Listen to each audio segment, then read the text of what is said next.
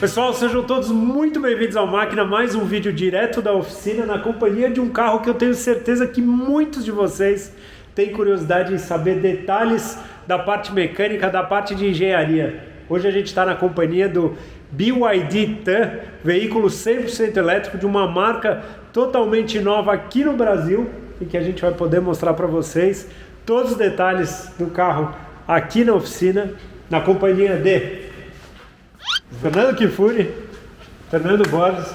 Fernando, engenheiro da área automotiva há muitos anos, com muita experiência na parte de desenvolvimento, calibração de motores, enfim, construção. E o Fernando Kifuri na área de reparação e preparação de motores também há muitos anos. Então a gente tem uma dupla aqui, já fizemos mais de um vídeo aqui no canal. Normalmente os vídeos bombam, por quê? Porque o pessoal tem muita curiosidade em saber, só que hoje tem um detalhe especial. E aí o desafio está lançado para vocês dois. Sabe por quê? Não é nem pelo fato de ser um carro 100% elétrico, mas é um carro que a gente não conhece absolutamente nada. Então, diferente de qualquer outra marca que a gente já sabe um pouco do histórico, já conhece um pouquinho, aqui a gente vai ter um olhar puro. A gente vai poder olhar para o carro, olhar todos os detalhes, e aí, de cara, eu já pergunto para vocês, o que vocês acharam da cara do BYD Tan? A minha opinião, assim, eu gostei, eu achei um carro muito bonito, né? A gente percebe que é uma tendência, né, inicial nos veículos 100% elétricos, ter um design muito, uma ruptura em design, né, comparado aos modelos antigos com motor a combustão. Esse aqui eu acho que foi equilibrado, ele não está tão disco voador, né, mas ainda tem alguns traços dos veículos, né, anteriores com motores a combustão interna, e isso dá a impressão assim, de ser uma transição mais suave, né? De um design mais convencional para um mais sofisticado e moderno, né? Então achei muito interessante. Kifuri gostou do carro? Bateu o olho e... eu achei muito bonito, né? Um carro atraente, assim, o design. Esse logotipo aqui eu acho muito estranho, né? A gente não está acostumado mesmo, né? Primeira vez que eu vi esse carro, teve uma coisa curiosa. Foi antes do lançamento da BYD no Brasil. Eu vi um carro desse em cima de uma plataforma na estrada. E na época eu bati o olho, parecia muito carro da Mazda. Quando eu vi, assim, os carros da Mazda que a gente não tem aqui no Brasil, eles têm uma versão lá, o CX-9, que tem um olho um pouco puxado, a lanterna traseira lembrava um pouco. Mas eu, particularmente, eu achei também um carro bonito. Um carro que olha assim, agrada, né, no olhar. É um carro grande, né, um SUV comprido aí de 7 lugares, né, então é um carro bem grande, mas o que o Fernando Borges falou é uma coisa interessante de fato, porque é um carro 100% elétrico, mas que não tem cara, né, desses carros mega futuristas.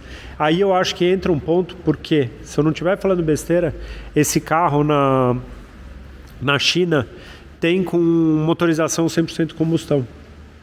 Então ele é um carro, vamos dizer, normal e que tem uma versão 100% elétrica. Se quiser, Fê, já abre o capô pra gente. Esse é o modelo EV. EV. Né? Electric Vehicle. Esse é o 100% e tem o modelo com motor a combustão. Exato. Também. Até quero aproveitar para comentar com vocês algumas coisas que eu notei utilizando o carro. Aqui ele tem esse farol, né, que são esses 3 corpos. Super bonito, mas uma coisa que me chamou a atenção é que o facho dele, e se a gente olhar a altura que está lá no portão, ele é alto pra caramba. Quer ver? Vamos ver se abrir, olha lá. É um facho bem alto e eu vi algumas pessoas no trânsito incomodadas com a altura da luminosidade, só que esses carros, o ajuste normalmente é automático. Ele, pelo menos eu não achei nenhum botão lá dentro para regular a altura.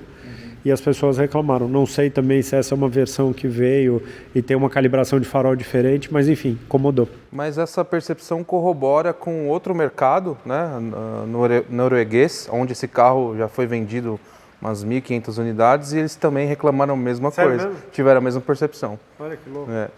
Bom, aqui a gente abre normalmente os carros 100% elétricos, eles são completamente fechados, mas dando uma fuçadinha, uma coisa que eu vi é que se puxar de um lado, se puxar de outro, essa tampa sai facilmente. E aí a gente consegue ver um pouquinho do conjunto. Aí, pronto. Aí já aparece um pouquinho mais. Que coisa esquisita. Né, da gente abrir e você olha, né, não tem o motor tradicional. Aqui em cima, eu imagino que seja o BMS, talvez, ou o inversor. Não sei, com esses cabos entrando, ou os dois sistemas juntos. O que tem tradicional aí é o reservatório fluido de freio, né? Uma bateria aqui que parece uma bateria de carro normal, né? Normal, 12 volts, né? E um reservatório de fluido de arrefecimento. E isso é uma coisa interessante, porque tem muita gente que acha que carro elétrico não tem sistema de refrigeração e carro elétrico precisa de sistema de refrigeração com água, né? Para refrigerar as baterias e até os motores, né? Então ele tem o sistema de ar-condicionado, né? Me parece que a caixa de direção, a assistência dela é feita aqui na caixa, né? Não é na coluna. Pelo menos é o que dá para entender ali. Como é que é? Tem um motor em cima da caixa. Tá. Não é feito assistência Entendi. dentro do carro, né? Aquela que vai na coluna. Aham. Ela é na própria Pelo menos caixa, é o que né? parece, né? É engraçado como fica tudo mais... Olha o tamanho do espaço, né? Que tem aqui dentro do... Em termos de construção dos componentes, vocês conseguem ver alguma coisa que chama a atenção ou parece tudo meio padrão mesmo do que... Não, tudo meio padrão, né? Da indústria, né? O agregado ali, segurando essa parte do motor elétrico. E tem um coxinho, né? Frontal ali. A longarina com aquelas massas de vedação aparecendo, que hoje em dia é padrão isso aí, né? É raro o carro que não é assim, né? Isso eu acho um descuido. Aí fica feio, né? Um acabamento feio. Mas isso hoje em dia a maioria são assim. De resto, me parece tudo bem encaixado, tudo... Tem essas duas travessas aqui que segura essa central aí. Padrão já dos carros elétricos, né? Dos que pelo menos os que eu vi, são todos bem parecidos. Agora é interessante de olhar, porque é de fato um cofre que você vê que foi projetado também para receber motor a combustão, né? O tamanho dele, né? A forma como os elementos são. É diferente de um carro 100% elétrico que nasceu para ser 100% elétrico, é aquele carro que às vezes aqui só tem um porta-malas e tudo isso fica às vezes numa região mais baixa, enfim, aqui não, aqui dá para ver que é um carro meio que normal, né? Você tira esses acabamentos e tal, vira um cofre. O que eu penso, TK? Um carro dessa atualidade, né, 100% elétrico, dificilmente você vai se apegar a detalhes mais convencionais, né, como parte estrutural, carroceria, suspensão, porque isso já vem de um conhecimento prévio, né, de longa data, e hoje a diferença mesmo realmente vão estar nas coisas elétricas, né, nos módulos de controle de bateria, na unidade, na central de controle. O coração disso tudo é o software que tem lá dentro, né? No caso das baterias já tem a ver justamente com tipo de bateria. Hoje tem mais ou menos aí, consideramos 13 modelos distintos de bateria. Então, essas coisas que vão fazer a diferença. Quando a gente for comparar um elétrico com outro, né, a gente pouco vai se prender a detalhes, né, de estruturais e muito mais as questões da elétrica e da eletrônica, né? E falando de bateria, a BYD faz bateria também, né? A BYD existe desde 95 fazendo diversas coisas na área de tecnologia, né? Em elétrica e eletrônica, até chips eles fabricam, empilhadeiras, né? Vários equipamentos elétricos e também baterias. E eles se tornaram uma empresa bem valorizada, se eu não me engano é a terceira hoje, perde para Tesla e Toyota, né? E uma coisa que deu bastante importância para essa empresa foi a bateria que eles desenvolveram, que é a Blade, né? Blade Power, que é uma bateria que já é uma melhora da lítio-ferro, né? A Life, né? Conhecida como Life, e essa agora com fosfato, né? E ela tem um formato diferente, né? Normalmente são box, né? São caixas. Essa não, são chapas, né? Estreitas e compridas, por isso o nome Blade, né? Lâminas, que permite um layout melhor no carro, né? São mais achatadas, mas ela tem desempenho muito superior a diversas outras baterias que estão sendo usadas. Inclusive a Tesla, se ainda não comprou, está pretendendo comprar a bateria da BYD para equipar os veículos Tesla, né? Essa bateria passou por testes rigorosos, né? Tem um teste que é penetração de unha, né? Nail test, que você ofende a bateria, né? E aí esse é um movimento calibrado, né? Você vê se ela não vai explodir, se ela não vai incendiar, se ela não vai aquecer, né? E poucas baterias passam nesse teste, quase nenhuma passa. E a deles passaram, né?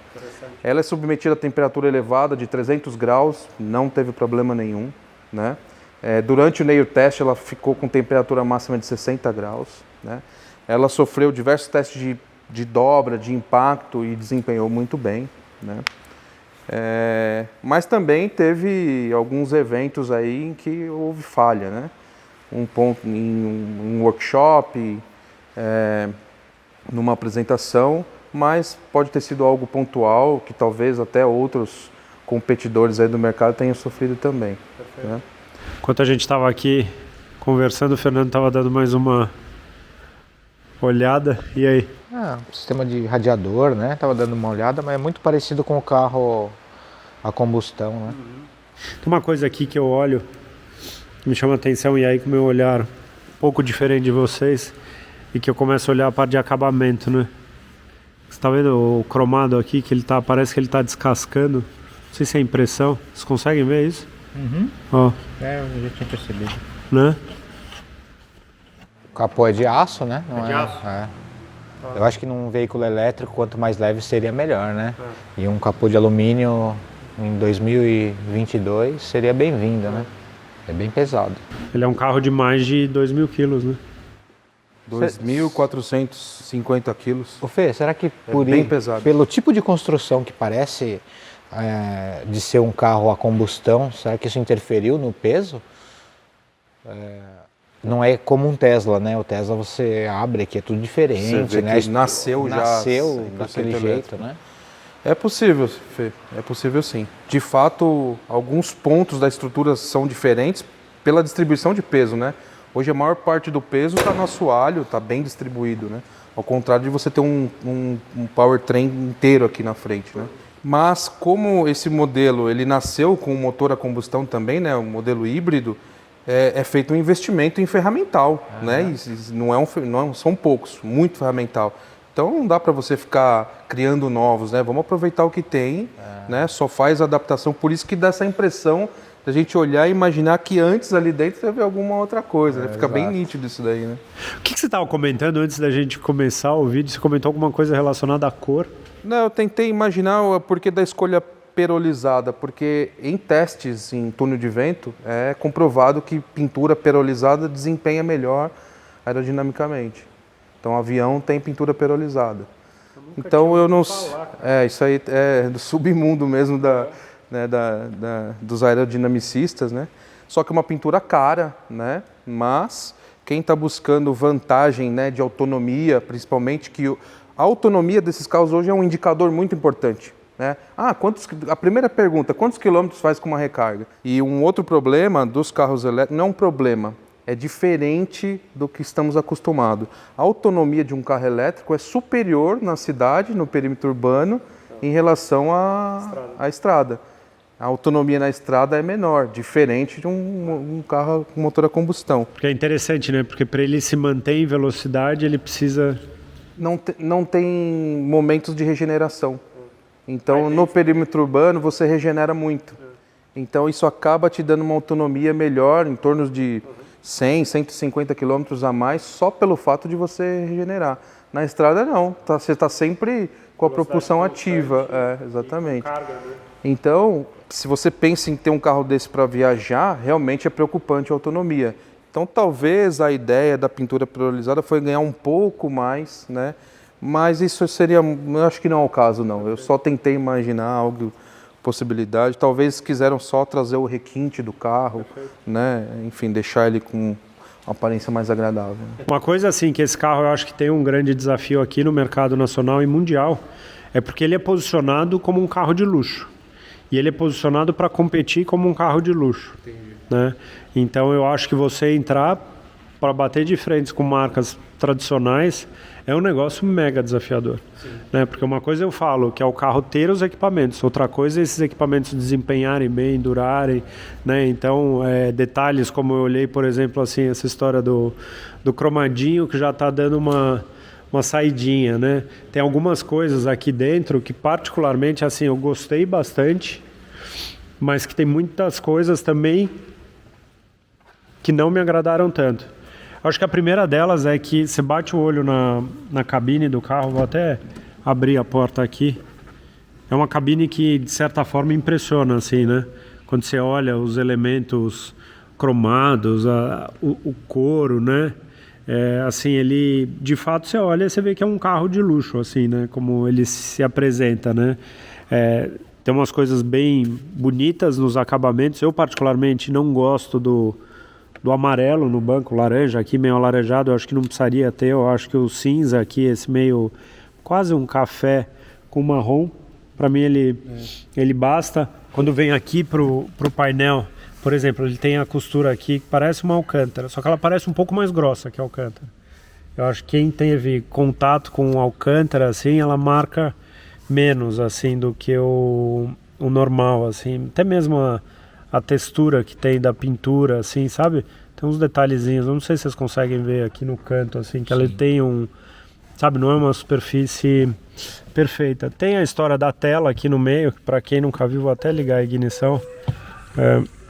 Aqui, que ele tem essa tela gigante, e é um gigante, ao meu ver, que até é gigante demais, que não precisava ter, que dá para ter todas essas informações um pouco menor, às vezes até de uma maneira mais elegante, né? Que eu acho que eles colocam isso para impressionar, até mesmo o botão aqui que você aperta, ó, e a tela ela vira, mas é aquela história, eu fico me olhando e perguntando, para quê? Né? Se a gente for olhar, assim, isso daqui é um item de tecnologia que é muito do momento. Exato. Essa tela daqui 5, 10 anos, a definição não vai ser igual. Você pega um iPhone de uma geração para o outro, você põe lado a lado, você olha que a tela já é diferente, já vem mudando, né? E aí tem coisas do tipo assim, beleza, eu gosto de usar a tela assim, só que eu desligo o carro, a tela volta para a posição normal. Sabe, umas coisas assim, que nem toda vez que eu abro e fecho a porta, o banco mexe. E na minha opinião, ele só deveria voltar para a posição de dirigir quando eu ligasse o carro. Então é meio que aquela situação que a gente estava aqui na oficina. Fui pegar uma coisa no carro, eu abri a porta só para pegar um negócio dentro do carro, o banco vai, o banco volta, o banco vai, o banco volta. O espelho é a mesma coisa. O espelho você põe para fechar aqui num desses botões aqui, ó, que é esse botão aqui, que nem quando eu parei numa parede, perto de uma parede, a hora que eu fui ligar o carro ele já voltou o espelho. E eu não queria que voltasse. Se você deu o comando para fechar, é sinal que você quer que fique fechado. Fique fechado. Fechado até uma próxima. A persiana do teto também. Você tranca o teto, ele tem um teto super bonito aqui, ó. Estão vendo? Grande, né? Grande. Mas ela fecha. Toda vez. Vocês gostaram da cabine? O que vocês acharam? Eu adorei. O que você estava citando das cores, o amarelo. Curtiu? Eu curti, eu achei bacana. Esse tipo de revestimento, achei muito... É bonito, né? Muito bonito. É outro material do que você citou, né? Mas eu acho que, para mim, o carro é lindo por dentro, maravilhoso. Bom, eu também achei muito bonito, né? O interior. Lógico, né? Eu tô longe de ter um carro com um design desse aqui, então realmente me senti bem, mas, sendo crítico, né? Eu percebo o seguinte, Teca, uma mistura de conceitos e tendências e, vamos falar assim, linhagens de design, né? Então você vê alguns traços futuristas, mas também você vê objetos que te remetem a situações, né, de um carro mais clássico. Então, por exemplo, esse design dessa saída de ar aqui eu achei, me lembra coisa muito antiga. Acho que passou do ponto, né, em querer te remeter de que coisas mais antigas e especiais são mais interessantes, né. E então a gente vê traços de Audi, a gente vê traços de BMW, a gente vê traços de, né? Isso é uma coisa que particularmente me incomoda. Eu vou dar alguns exemplos para vocês entenderem. O volante, eu bati o olho nesse volante com esse acabamento aqui embaixo, eu falei, isso é Mercedes S-Class. Não a geração atual, a geração anterior. Aí eu olhei o console, esse botão assim, esse mesmo botão aqui, é muito da Mercedes também. Aí quando você liga o painel, quer ver? O painel é BMW. Você pega a série 3 atual, ela tem esses mesmos elementos assim, ela tem o mesmo carrinho que aparece aqui no meio. Isso daqui, esse elemento aqui, esse acabamento de porta de Audi, né? Tem, então, a sensação que eu fiquei é que eles estudaram os alemães, só que eles quiseram fazer muito, um pouco de cada, né? Ou algum designer famoso fez um livro, né, como desenhar um carro, né, moderno, né, e estão seguindo a mesma literatura aí, né? Apesar que design é uma coisa muito particular, muito da cultura, né, da própria montadora, enfim. Eu não me incomodo com essa mistura, porque veio tudo de marcas boas, já Não, de um fato, conceito é interessante bacana, né? E o fato do difusor de ar eu acho que é muito particular. Eu me incomodo com um difusor de ar redondo, então eu adoro esse tipo de difusor quadradinho, né? A única coisa que eu não gostei é esse tipo de textura aqui que imita uma fibra de carbono. Eu acho isso muito mequetrefe. Esse negócio de imitar fibra de carbono, para mim, ou é ou não é.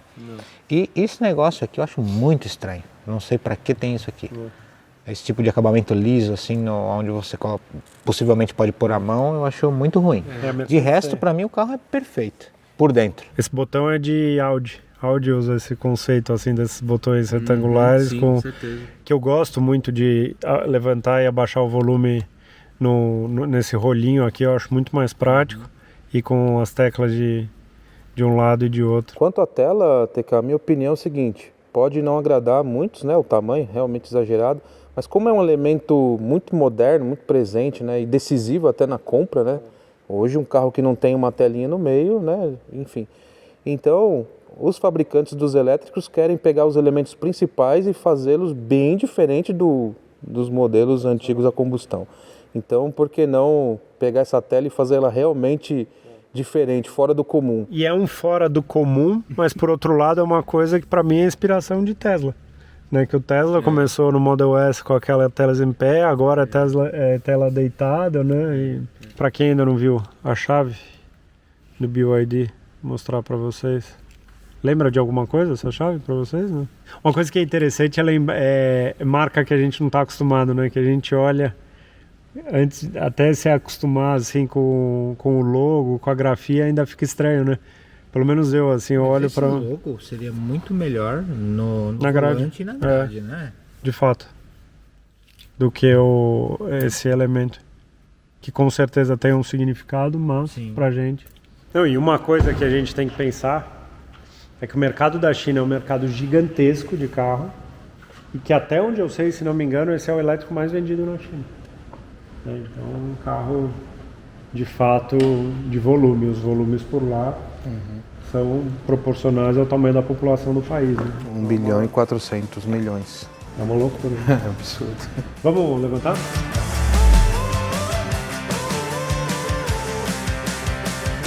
Fernando, primeiro dia que eu vim com o carro, você bateu o olho nesse carro. O que você falou da suspensão? Eu achava que não ia funcionar muito bem, porque tem pouco curso, né, para um carro tão pesado. E aí a gente saiu para dar uma volta no quarteirão. Exatamente. O que eu te disse que ia acontecer, aconteceu. Né? Ele tem que ter... Ele é um carro um pouco durinho, né? Não compromete o conforto, mas você sente que é um carro, para ser estável, ele tem que ter carga um pouco maior de mola e de amortecedor. E quando tem essa característica, você não pode ter um rebound com mais carga, porque aí o carro vai se tornar completamente ruim de dirigir, porque ele fica muito duro. Rebound é o retorno, né? O retorno do amortecedor. E passando em alguns obstáculos, a gente sente que a roda ela dá fim de curso no retorno. Né? Essa é uma característica que me incomoda demais, cara. Isso me incomoda demais. E aí a gente passou em algumas lombadas ali e ele dá uns estalos... 16 km por hora, né? Né? Dentro do estacionamento do supermercado, assim, bem devagar. Sinceramente, para mim não faz sentido um carro tão grande, elétrico, para viajar com a família. Por quê? Você vai ter que parar para recarregar. Demora um tempão. Né? No Brasil não tem estações de recarga assim, uma atrás da outra. Não tem. Entendeu? Então, para mim, isso aqui tá fora. Isso aqui tem que ser usado no trânsito, dentro do perímetro do ciclo urbano ali na cidade. Só que para isso, não é melhor um carro mais leve, mais econômico, assim, que você tem que recarregar com menos frequência, porque isso é mais pesado, autonomia, né, cara? né? Isso é pesado pra caramba. Vai pesar o quê? 2.500 quilos, né? Mais ou Quase menos? isso aí. Então, Então não faz muito sentido, na minha opinião. Se eu fosse investir num carro elétrico, seria um carro muito menor, que faça mais sentido ao meu uso, né? E à nossa realidade do nosso país. Mas isso pode mudar, não é? A qualquer momento isso pode mudar. Com certeza. Um ponto que eu comento é que, primeiro, que o dono de um carro elétrico, na minha opinião, ele tem que ter mais de um carro. Né? Até pelo perfil e pela faixa de preço de R$500 mil, não é o perfil de um cliente que 100 a mais, 100 a menos ou ter um outro carro seja um problema. Né? Por quê? Porque é um carro que ele exige um plano de voo, assim como um helicóptero, um barco. Você vai sair, você tem que saber o teu destino, você tem que saber a tua autonomia, você tem que saber uma rota alternativa. Cheguei lá, não está funcionando, e aí, o que eu faço? Né? Fernando tem um cliente, né, Fer? Dono de Tesla. O que aconteceu no caminho de volta da viagem? Acabou a bateria, porque foi pro litoral. Desceu serra. Desceu serra, chegou lá com 80% de bateria. Na volta pegou condicionamento, teve que chamar o guincho. Então, esse é um tipo de solução, e eu falo, já conversei com diversas marcas do setor, não tentem me vender como a solução de todos os problemas. Não tentem colocar aquele discurso, dá para eu ir para qualquer lugar, porque não dá. A gente sabe dessa realidade. Eu fiz até um vídeo do Audi e-tron, e que eu falei, é a hora de ter um elétrico. Porque eu acho que para quem tem dinheiro, viver a experiência de um carro elétrico, o dia a dia de um carro elétrico, é uma experiência diferente de um carro normal. É válido, mas ainda não dá para tratar como único carro. Agora, falando em Audi, já me veio o carro esportivo, chama a atenção os freios desse carro, né? Sim, de ótima qualidade, né? Acabei de testar e gostei. Ele saiu para dar uma volta. Freios Brembo de 6 pistões, montados aqui na dianteira. Um bom diâmetro, né?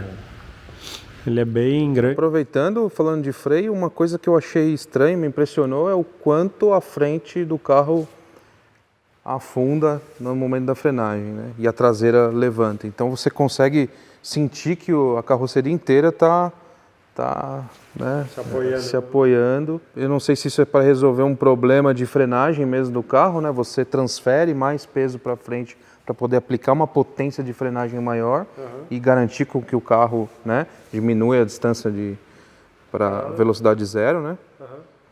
Mas achei um tanto incômodo. Eu achei que afunda bem a frente. E é uma coisa que eu costumo dizer, né? Que o peso adiciona peso no carro, né? Então você tem mais peso, você vai precisar de mais freio. Você tem mais freio, você precisa de mais roda para caber esse freio. Você precisa de mais pneu para ter uma superfície de contato maior, né? Para o carro conseguir parar. É um efeito em cascata, né? Vai acrescentando peso cada vez mais. Esse é um ponto, né? Aqui tem um detalhe interessante, né? Eu olhei e eu pensei que era uma entrada fake, mas não é. É uma entrada de ar funcional, né? Para criar uma cortina aerodinâmica aqui Ele tira a nas pressão, rodas. Né? Ele cria uma cortina aerodinâmica aí. Tem a parte de suspensão tradicional, né? Molas... Sim, McPherson, né? Helicoidais, McPherson tradicional. Dá para ver aqui, braço de alumínio, né? Que é bacana. Os braços, as famosas bandejas ou braço oscilante. Ali de alumínio, né? Nossa, parece uma peça bem parruda, né? É bacana. A manga aqui de alumínio também, né? Parafusos generosos aí no diâmetro, né? Para segurar o rolamento de roda. São os 4 únicos que não estão oxidados aí, né? Ou sujos, não sei. Parece sujeira. Parece sujeira. Sistema de barra estabilizadora tradicional.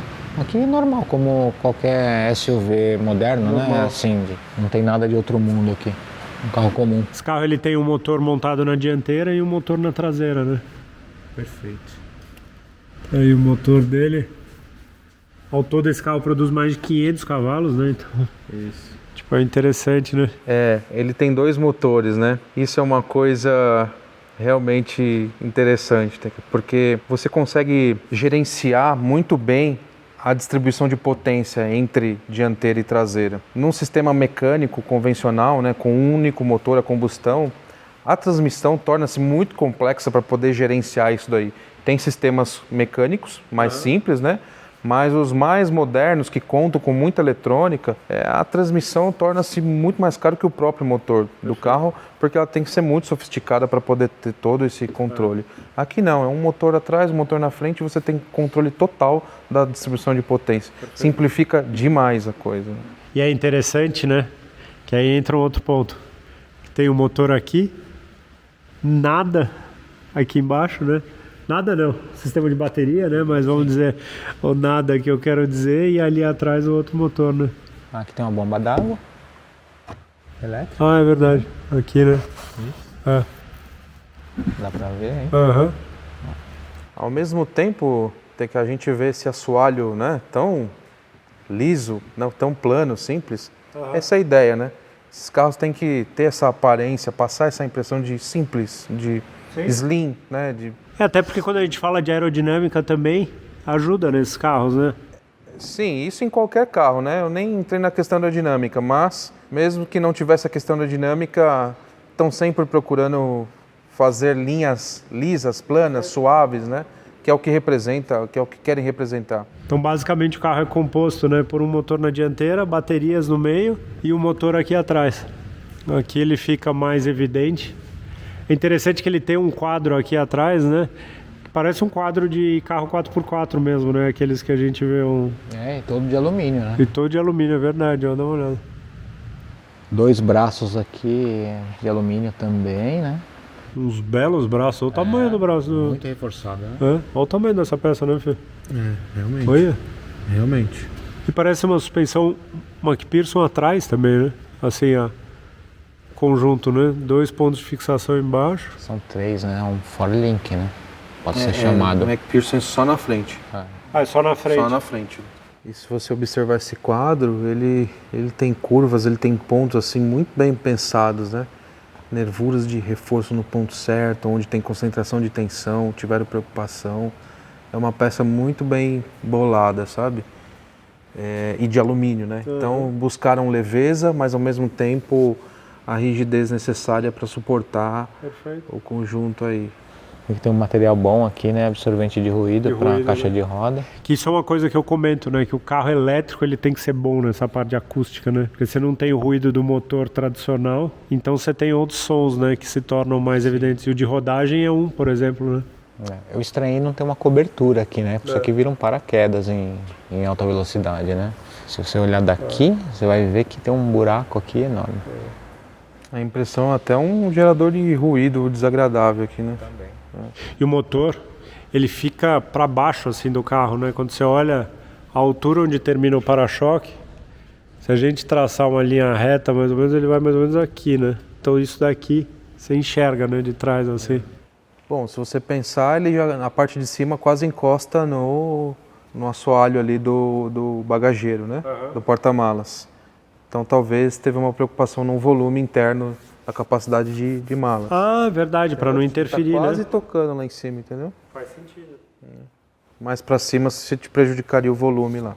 Mas é uma coisa que é interessante, assim, olhando com o meu olhar, obviamente, muito mais leigo do que o de vocês, é ver que os componentes, aparentemente, de suspensão, de freio, parecem muito de carro normal, né? Eu não, pelo menos batendo o olho, eu não vejo nenhuma característica na parte de suspensão que me chama a atenção de falar, meu, isso é de carro elétrico, né?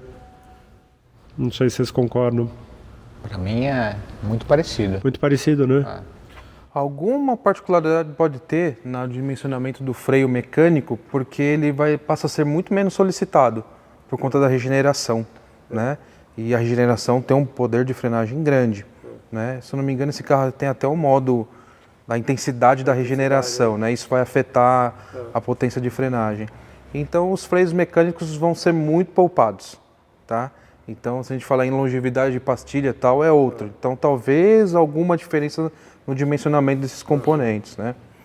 Mas pensando em durabilidade. Agora, pensando assim, se você usa menos o freio do carro, será que o sistema mecânico dele não tem que estar mais preparado para uma frenagem de emergência da hora que você precisa? Assim, não sei, na minha cabeça, assim, sei lá, estou inventando. Será que o composto de pastilha do carro elétrico, ele tem que trabalhar melhor numa temperatura menor do que um outro, sabe? Muito provavelmente. Você entendeu? Assim, do tipo assim, porque você pega, você fica sem usar, de repente você precisa dar uma alicatada no freio. Né? Diferente de um outro carro que você vê toda hora. Aqui eles têm muito o conceito do One Drive Pedal, que eles chamam, é um termo em inglês que basicamente você dirige só com o acelerador. Um pouquinho que você acelera mais rápido, um pouquinho que você tira, ele já vem freando. Aí você vai seguir literalmente com o pé, né? Isso. Interessante. Pode sim ter diferença. Apesar que a central de controle gerencia isso daí, né? Se você quer fazer uma frenagem, né, intensa, obviamente o mecânico vai atuar. Então a regeneração ela vai atuar mais em desacelerações mais tranquilas, né? Ela não é usada para frear mesmo com força. Perfeito. Dá uma olhada, que coisa interessante isso aqui. Eu reparei que isso aqui é tipo de um tratamento ou uma resina que passaram em todos os parafusos. Então é por isso que todos estão com a Eu mesma até carinha. pensei que estava com cara de Oxidado. oxidado, mas não é. Lá na frente também tem. Parece que tem aqui Exatamente. embaixo, né? Os únicos que não tem são dos cubos das rodas, né? Esses não tem. Interessante. Possivelmente isso passou por um armazenamento de longo período. E aí tentaram proteger. Possivelmente é isso. Porque uma vez que você lavar, isso aí acabou, não tem mais função, né? Provavelmente isso aí é para armazenamento de longo período. Muita gente não sabe, né? Mas um container pode chegar a 80 graus no mar. Né? Imagina, sal, né? Aquela brisa salina e 80 graus, né? Então, se não tiver preparado, corrói mesmo.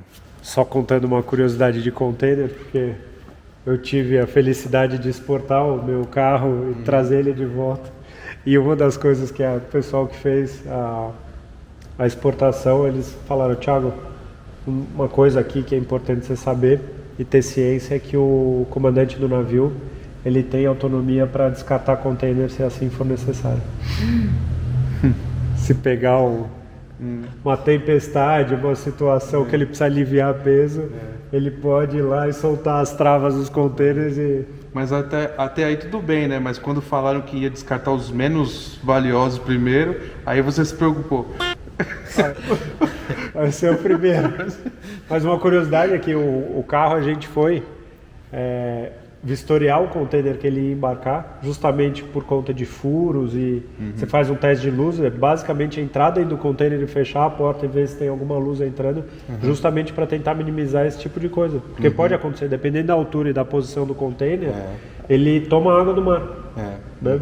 E aí molha, entra, é o que você falou, e aí fica 20 dias lá dentro, 30 dias, esquenta, temperaturas altas e tal.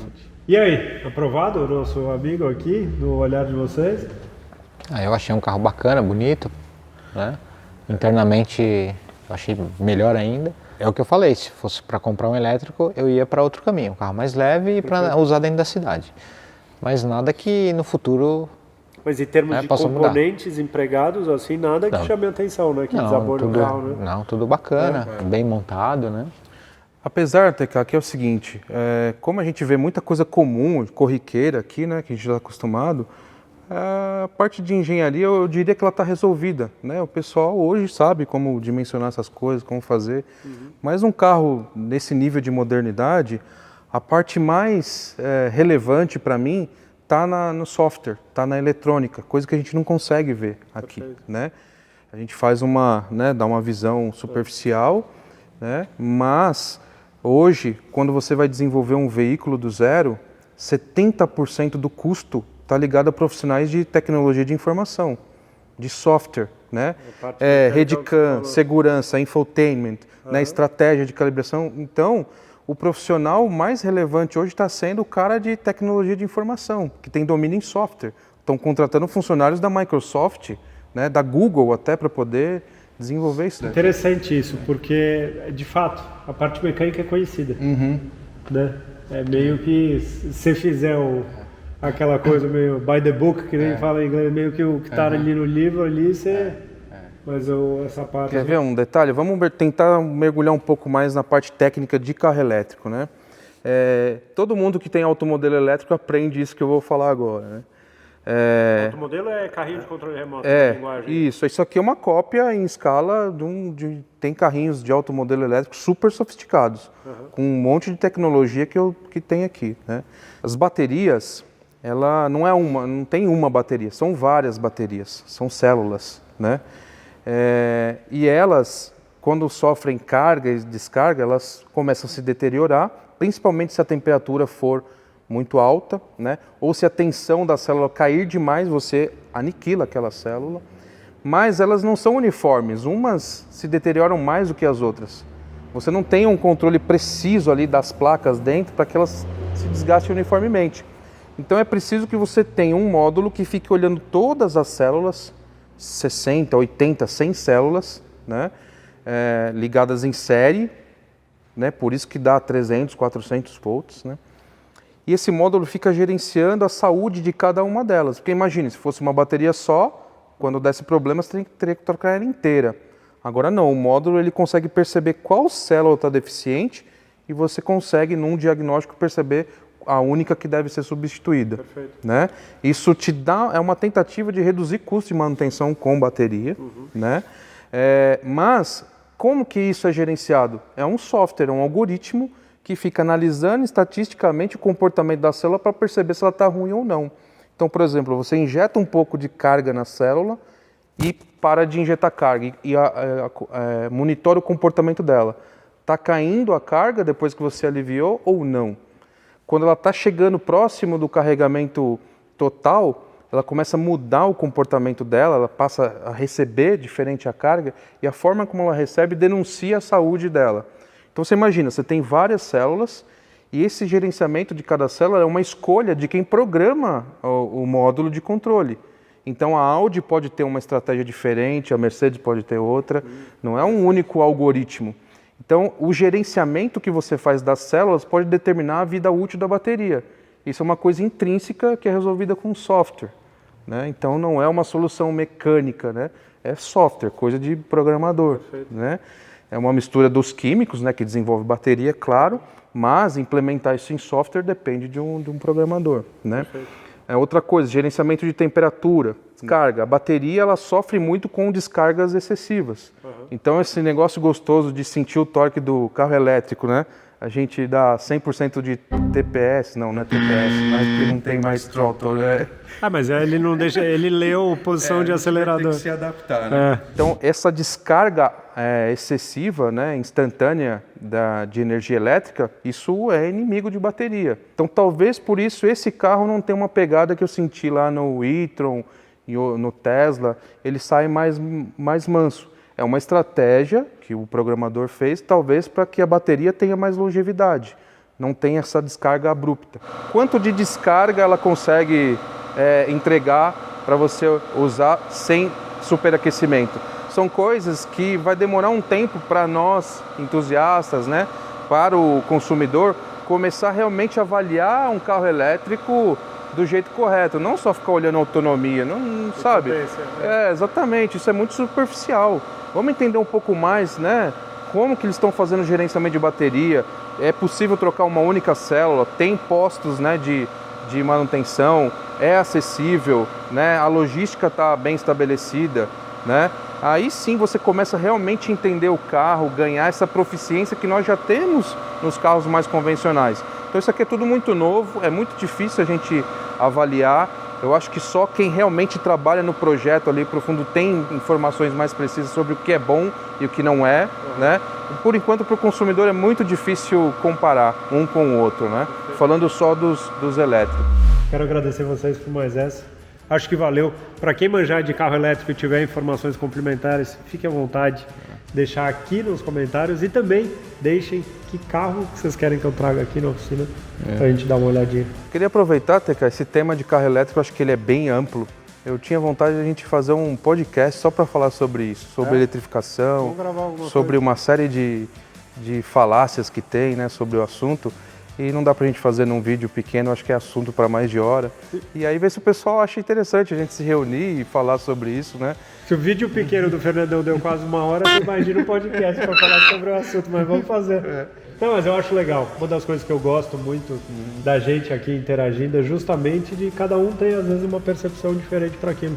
Porque tem certas coisas que não tem certo ou errado. Né? Exatamente. E é isso que a gente traz e compartilha aqui com vocês. Tá bom? Então até uma próxima e a gente se vê. Tchau!